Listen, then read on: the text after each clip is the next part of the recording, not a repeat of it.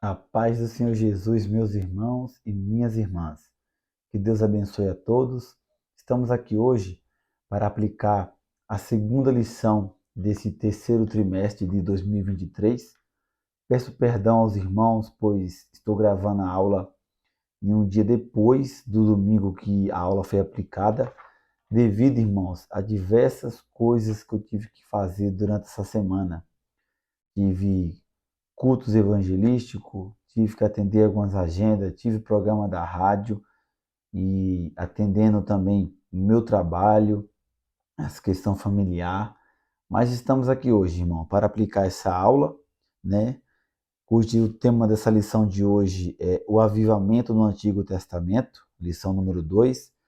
Antes de iniciar aqui a lição, peço para você compartilhar a aula, se inscreva no canal e nos acompanhe também pelo Telegram.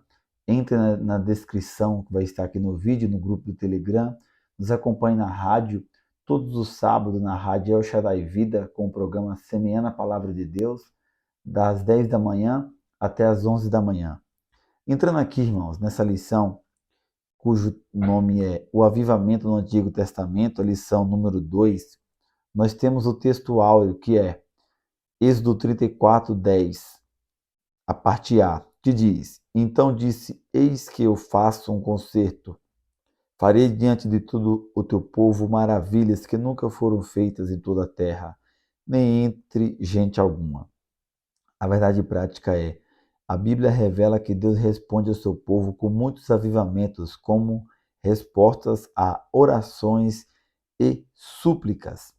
O texto base dessa lição aqui é 2 Crônicas, capítulo 34, versículo 29 ao 33. E entrando aqui, irmãos, na introdução dessa lição, nós vamos ver, irmãos, que no Antigo Testamento, Deus ele operou diversos avivamentos no meio do seu povo, né?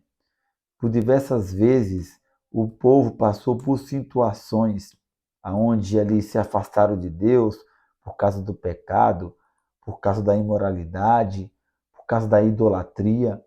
Mas quando aquele povo eles se colocavam a orar a Deus, a confessar seus pecados a Deus, a pedir perdão a Deus, a Bíblia mostra que Deus respondia aquele povo, né? Trazendo avivamento, trazendo libertação, trazendo vida, trazendo esperança para aquele povo. Então, o avivamento no Antigo Testamento, a gente vê ele, o poder de Deus operando. A palavra avivamento não está explícita no Antigo Testamento, mas você pode ver o avivamento na prática, operando a libertação do povo, né? Deus trazendo vida para o povo, Deus trazendo perdão para o povo. Então você vê o avivamento em prática no Antigo Testamento.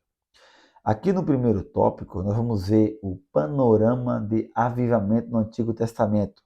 Nós vamos ter aqui 3 subtópicos. O primeiro é o avivamento no tempo de Moisés, o avivamento no tempo de Samuel e o avivamento no tempo do rei Josias. Aqui, o avivamento no tempo de Moisés, irmão, nós vemos aqui que o contexto nos dias de Moisés, a Bíblia diz, né, que José ele vai ao Egito, a sua família vai para lá, e após a morte de José, se levanta um faraó que não buscou saber quem é aquele povo que estava morando ali na terra do Egito, não buscou saber quem era aquele povo que habitava naquela terra e passou a escravizar aquele povo, o povo de Israel, né, os israelitas. E a Bíblia diz que Moisés nasce nesse contexto, nesse meio tempo, aonde a mãe dele coloca ele no cesto, essa história muito conhecida, e de uma forma milagrosa Deus opera, aquela criança não morre. Pelo contrário, ele vai habitar no palácio, né? Ali junto com o povo do Egito, aonde Moisés vive cerca de 40 anos no meio daquele povo. Moisés aprende a ler, Moisés aprende a escrever, Moisés aprende muitas coisas, irmão. Mas Moisés ele sabia quem ele era, ele sabia quem era o povo dele. E por um certo momento, ao ele ver os seus irmãos sofrendo na mão de Faraó, Moisés reage, Moisés mata um egípcio, né? E acaba sendo descoberto o seu assassinato, ele tem que fugir. Então Moisés fica 40 anos no deserto, onde ele encontra sua esposa, encontra a família da sua esposa, e por um certo momento ali, a Bíblia diz que Deus se manifesta a Moisés numa sarça, irmão.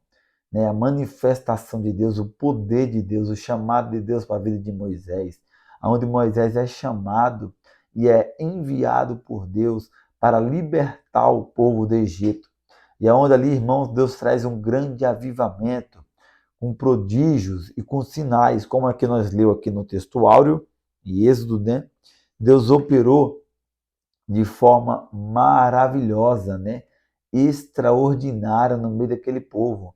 Maravilhas. Deus mandou 10 pragas do Egito, né? Deus operou o primeiro sinal lá, que foi o próprio Moisés, na mão dele, ficando leprosa, né? Deus operou o sinal com a vara, Moisés joga a vara no chão, se transforma na serpente. A serpente de Moisés marca a serpente dos magos do Egito. Deus fez a água se transformar em sangue. E aí em diante, irmão, tantas coisas que Deus operou, né? Deus, ele abre o mar para o povo passar. Deus sustentou aquele povo com pão, sustentou aquele povo, irmão, de dia e de noite. Então Deus operou um grande avivamento nos dias de Moisés, né? No meio daquele povo, né?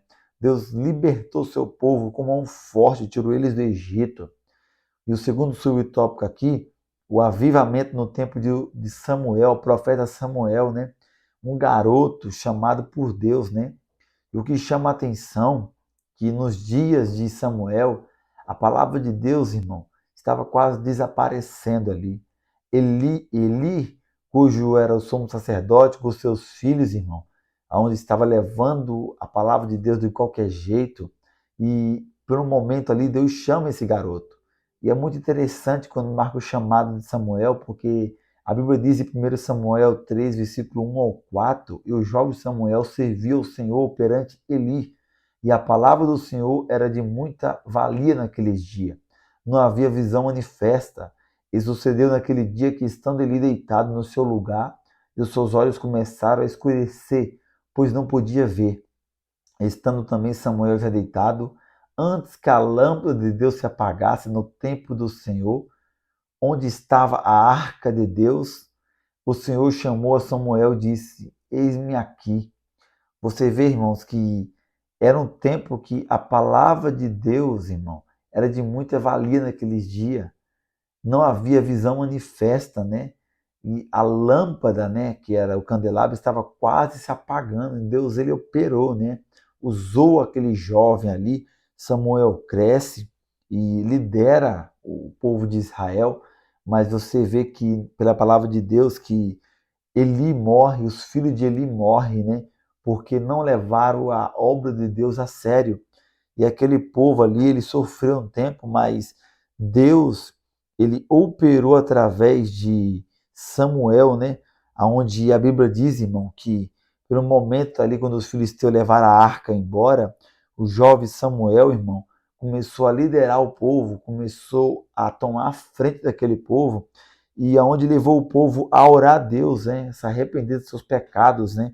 A Bíblia diz que, lá em 1 Samuel 7, ao 10 ao 13, aqui o próprio autor ele relata que foi no contexto desses acontecimentos que Samuel exortou os israelitas ao arrependimento. 1 Samuel 7, 2 ao 6. Assim o povo se humilhou e buscou o Senhor, que lhe deu uma grande vitória. E um grande avivamento chegou em Israel. E Samuel julgou a Israel todos os dias da sua vida. Né? Então, um homem de Deus, aonde fez que o povo se voltasse para Deus em arrependimento, né, irmãos? Então, a importância de um líder que tem Deus na sua vida como prioridade, né, para direcionar o povo na obediência certa, né? Um líder, ele leva o povo a obedecer a Deus, como ao mesmo tempo um líder, ele leva o povo a desobedecer a Deus, irmão. Se o líder não tiver certo nos caminhos do Senhor, o povo estará completamente torto também na presença do Senhor. Aqui o terceiro subtópico, o avivamento no tempo de Josias, né? É muito interessante aqui o contexto de Josias.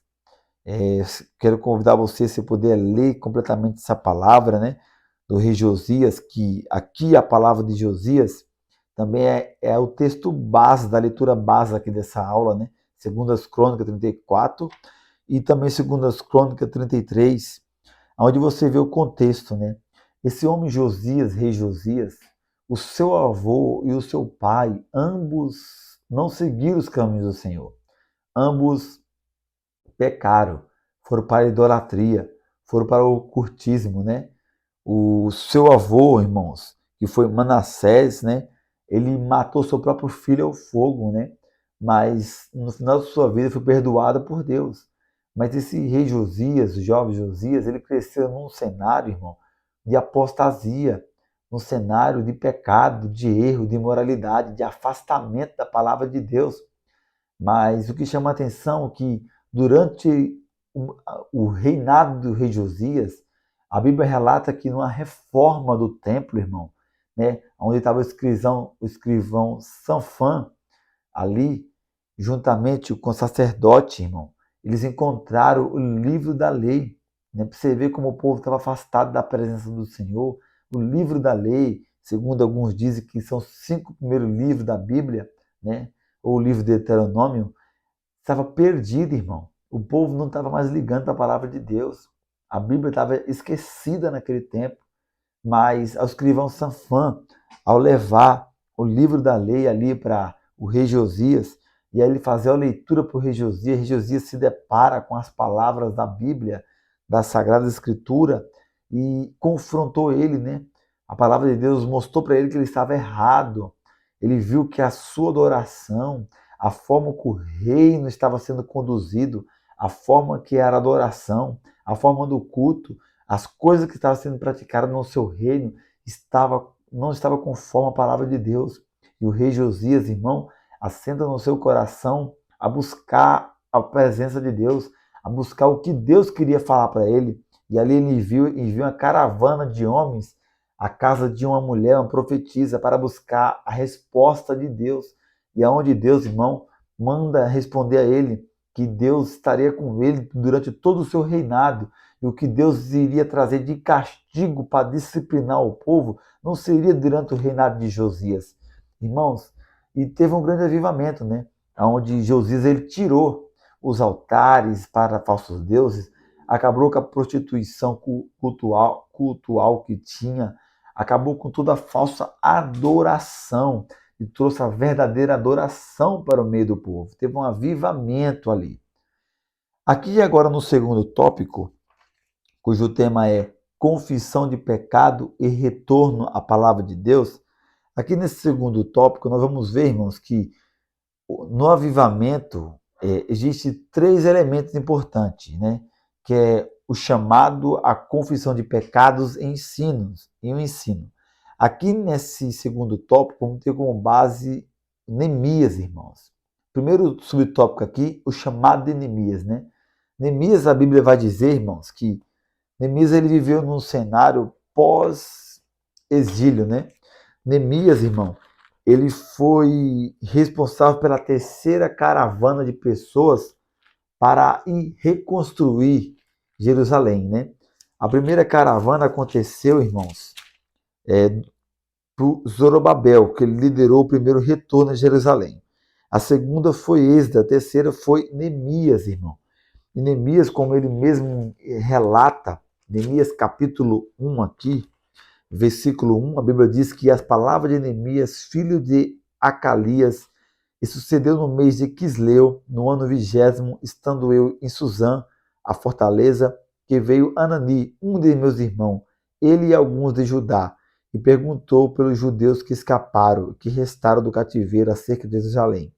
E disseram o restante que não foram levados para o cativeiro, lá na província, estão em grande miséria e desprezo, e o muro de Jerusalém está fendido e as suas portas queimadas ao fogo.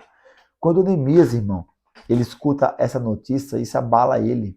Ele fica muito constrangido, triste, abalado, por saber da sua terra natal, né? Dos seus conterrâneos, né? Aquele povo que estava naquela situação, né? tinha ido já 2 caravanas de pessoas, né? Desde o primeiro decreto de libertação para aquele povo voltar para reconstruir Jerusalém, o templo. O templo estava reconstruído, a adoração estava reconstruída, mas os muros não. A cidade estava destruída, irmão. E Neemias ali, ele foi chamado por Deus para um propósito, né? Para restaurar os muros, para restaurar o que precisava ser restaurado, precisava ser refeito, que estava faltando acabar. Neemias, ele foi chamado por Deus, irmão. Esse foi o chamado de Neemias durante esse tempo. E o que marca o chamado de Neemias aqui o segundo subtópico diz que é a confissão de pecados. Você vê que quando Neemias ele vai orar, né, mostrando que para todo avivamento, para acontecer um avivamento, irmão, precisa ter um chamado, precisa também ter a confissão de pecados. Neemias, irmão, aqui Neemias capítulo 1, versículo 7, vai dizer que Neemias, irmão, ele confessa, né, ele apresenta a Deus em oração, quando ele vai clamar a Deus em jejum e oração, ele apresenta a Deus os seus pecados, seus da sua casa e de todo o povo, irmão. Então, para ter avivamento, irmão, é necessário ter um acontecimento, algo. O que teve aqui para ter? A situação de Jerusalém, a destruição de Jerusalém, os muros fendidos, os muros destruídos, né? O cenário era caótico, miséria. Então teve esse acontecimento, o chamado de Neemias foi durante esse período. E tem o quê? A confissão de pecados do próprio Neemias, irmão, e apresentando o pecado do povo a Deus. O terceiro subtópico aqui marca o avivamento pelo ensino. Isso aqui é muito lindo, irmão, porque não existe avivamento sem a palavra de Deus, irmão. Avivamento não acontece sem a exposição bíblica correta da santa palavra de Deus. Você vê aqui em Neemias capítulo 8, versículo 8, que a Bíblia diz que ele leram o livro da lei de Deus e declarando e explicando o sentido, fazia o que lendo se entendesse o que era lido, irmãos. No versículo mais para cima você vê que no versículo 3 diz assim, ó, 8:3, Neemias 8:3, e leu nela diante da praça que está diante da porta das águas, desde a alva até o meu dia perante os homens e mulheres e sábios, e os ouvidos de todo o povo estavam atentos ao livro da lei, e eis do escriba estava sobre o púlpito de madeira.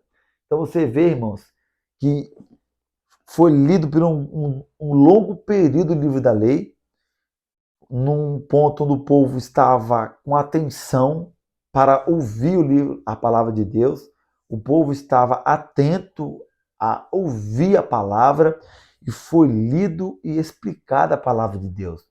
Então, irmãos, não tem avivamento sem a pregação bíblica, cristocêntrica da palavra de Deus.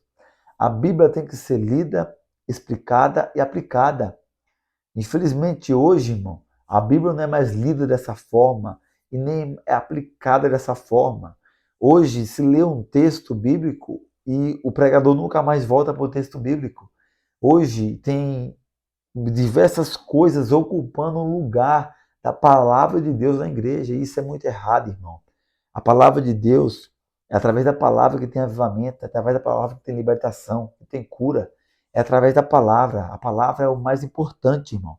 Você lê aqui em Neemias 8 a reverência do povo para ouvir a palavra. O povo ficou parado, de ouvidos atentos, para ouvir o que a palavra de Deus ia falar com eles. As pessoas têm que entender hoje em dia que a Bíblia, irmão, não é a palavra do pregador, não é a palavra do pastor. A Bíblia é a palavra de Deus, irmão. Então a Bíblia aberta é Deus falando com o seu povo. Quando o povo entender isso, irmão, vai ter arrependimento, vai ter comoção dentro da igreja, vai ter verdadeira mudança de vida. Mas as que as pessoas acham hoje em dia, muitas das vezes, parece que estão indo para um teatro, para uma palestra motivacional, e não é isso, irmão. A Bíblia aberta é a palavra de Deus falando comigo e com você. Aqui no último tópico, terceiro último tópico, diz que é o avivamento e a palavra de Deus. Nós vamos ter 2 subtópicos. A palavra de Deus corrige e o cuidado com o formalismo. Bem, aqui nesse primeiro subtópico aqui, a palavra de Deus corrige. O autor aqui escreve que no Novo Testamento há um padrão de culto a Deus de decência e ordem, como diz o apóstolo Paulo. Ele diz em 1 Coríntios 14, 26, que fareis, pois, irmão, quando vós ajuntas? Cada um de vós tem um salmo, tem doutrina, tem revelação, tem língua, tem interpretação. Faça-se tudo para edificação. Veja que o que marca essa orientação apostólica não é o exibicionismo espiritual, né? Criancice espiritual, né? A super crente que acha que é alguma coisa. Ou mero emocionalismo, nem expressões irreverentes no culto. Então veja que a palavra de Deus ela aponta para o que é um verdadeiro culto, a forma de um culto, né? A direção de um culto, né? Então você vê que Paulo lhe diz: o que fareis, irmão, quando vós ajunta, né? Nas reuniões, no culto. Cada um de vós tem salmo, cânticos, né, para Deus, né? Louvores para Deus. Tem doutrina, né? Tem palavra, irmão. Bíblia, irmão. Isso aqui é a ordem do culto, de um culto, irmão. Essa ordem aqui, seguindo essa ordem, a reverência, irmão, Deus vai operar no meio do culto, né? Deus vai batizar com o Espírito Santo, Deus vai se manifestar no meio da igreja, né? Deus vai derramar o seu poder no meio da igreja. Seguindo essa ordem, né? Infelizmente, hoje em dia, não se segue uma ordem, né? Infelizmente, hoje em dia, pouco se dá um tempo para a pregação da palavra de Deus, né? Gasta muitos tempos e tempo com apresentações, com teatros, com isso, com aquilo, mas na palavra de Deus, você para ali, pregador, 30 minutos tá bom para você, pregador, 25 minutos tá bom para você, não tá bom, irmão. Uma exposição bíblica, no mínimo, é de 40 minutos, irmão. O melhor é 1 hora de relógio para ter uma palavra bíblica, cristocêntrica e bem explicada, né? Eu mesmo, eu gasto no meu sermão para montar um sermão, dependendo se pegar é uma semana todinha, irmão. Mas devido ao meu trabalho, muitas das coisas, às vezes que eu demoro 15 dias, 20 dias para montar uma mensagem bíblica, irmão. Para montar um sermão. Para muitas vezes você vai pregar a palavra lá, chega lá, você tem 20 minutos para pregar. Você tem que sair correndo, resumir tudo. Isso é uma falta de reverência, irmão. Então, isso é um dos motivos que nós não vemos mais o poder de Deus operar dentro da igreja também, né? Gasta muito tempo com outras coisas, mas pouco tempo com a exposição bíblica da palavra de Deus, né? Paulo aqui diz, ó, para juntar tem a salmo, tem a doutrina, tem a revelação, né, quando Deus opera, tem a língua, tem a interpretação, e faça tudo para a edificação do corpo de Cristo, né? Então, meu amado irmão, quando é seguido a ordem bíblica, né, com ordem e decência, o que acontece? O Deus se manifesta, o poder de Deus opera, o Espírito Santo, irmão, se move dentro da igreja e Deus ele opera no meio do seu povo, para a honra e glória do Senhor Jesus Cristo. Aqui no segundo subtópico, cuidado com o formalismo, que é um ponto interessante, irmão, porque o que anda acontecendo hoje em dia, né, o que é o formalismo, né? A frieza espiritual dentro da igreja, né? A frieza, a igreja morna, não tem um avivamento dentro da sua igreja. Não estou falando aqui, irmão, de criancice dentro da igreja, né? Mas, infelizmente, irmão, eu já fui em congregações aí visitar, eu falo sério, é melhor você ir no enterro, irmão. No enterro você vai ter mais alegria do que em certas igrejas. Eu frequentei há pouco tempo uma igreja de um amigo meu, eu fui visitar, irmãos, parecia um velório. O povo não dá glória a Deus. A gente dormindo dentro da igreja. Pessoas cochilando. O pregador mais morto do que o povo, irmão. Irmãos, ponha fogo no sermão ou jogue seu sermão no fogo, né? Aquela velha palavra do grande homem de Deus, que ele já disse antes. Ponha fogo no sermão ou ponha seu sermão no fogo, irmão. Um pregador, ele tem que vir com chama no coração, irmão. Ele tem que vir cheio da presença de Deus, né? Não estou falando aqui de meninice, estou falando aqui do poder de Deus operando, né? Não é um pregador que fica daquele jeito hoje em dia, vai mandar glória a Deus, balança os irmãos do lado, não. Falando, você quando traz a palavra bíblica, cristocêntrica, um poder de Deus, aquilo já vai trazer o avivamento para os irmãos, né? A palavra de Deus viva, eficaz, pregada, irmão, vai mexer com a igreja, vai tirar glória de um, vai tirar choro de outro, vai tirar arrependimento de outro, porque não é o pregador, irmão, não é métodos humanos nem coisas humanas, é o poder da palavra de Deus operando. E o formalismo, irmão, é um grande perigo hoje em dia, né? É aquele zelo fora do comum que acaba fazendo o quê? Acaba tirando, irmão, o poder do Espírito Santo, acaba botando regras humanas, acaba querendo botar barreiras onde não é para pôr barreiras, acaba querendo botar coisas no meio da igreja onde nem o próprio Deus colocou, irmão. O Espírito Santo de Deus, ele opera em quem ele quer, da forma que ele quer, do jeito que ele quer. Quem é eu e eu você para impedir a manifestação do poder de Deus? Mas acredito ou não, tem igrejas hoje em dia, irmão, que não estão botando rédeas, não acredita mais no poder de Deus, né? Não acredita mais nos dons do Espírito Santo, não acredita mais nas manifestações espirituais bíblicas que aconteceram antigamente, que vem acontecendo e acontece ainda no nosso meio hoje em dia. E essas igrejas, irmão, primeiro passo para o caminho da incredulidade, para o caminho do ateísmo, para o caminho da apostasia, é o formalismo, irmão. É não acreditar mais, é não deixar mais o poder de Deus operar para a edificação do corpo da igreja, né? Então que nós devemos ter cuidado, né?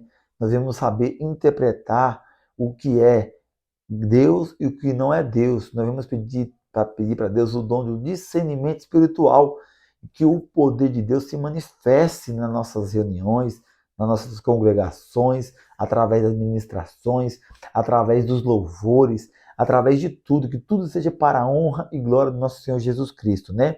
Aqui a conclusão aqui, o autor diz claramente, né?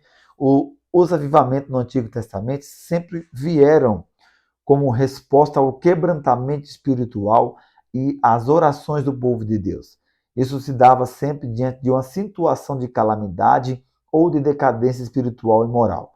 Por misericórdia e bondade, Deus promovia a restauração de Israel, que esses avivamentos veterotestamentários nos despertem para fazer a vontade de Deus nesses tempos de frieza e mornidão espirituais atuais. Então, irmão, com base aqui nesses avivamentos ao qual eu passei para os irmãos, né? No dia de Moisés, no dia de Samuel, nos dias de Josias, nos dias de Neemias, né? Com base como assim Deus operou neles, irmão. Deus ele pode operar no nosso meio hoje em dia sim, né? O avivamento ele sempre vem na nossa vida, ou para um país, uma nação inteira, ou para a nossa vida, num tempo de calamidade, num tempo de tristeza, num tempo de esfriamento espiritual.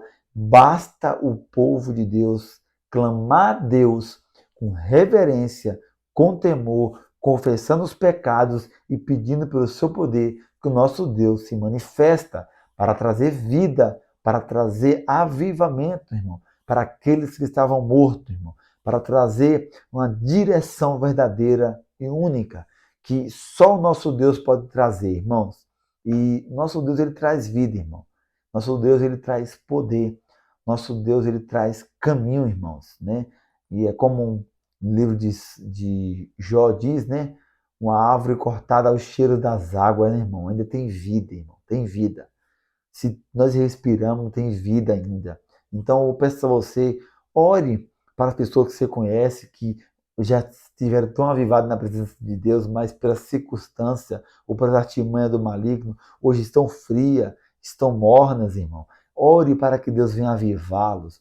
Ore para que Deus venha acender a chama do Espírito Santo na vida deles e também na minha e na tua que tu está me assistindo. Que Deus abençoe, que Deus nos guarde, nos proteja e até a próxima aula, no nome santo do Senhor Jesus Cristo. Amém?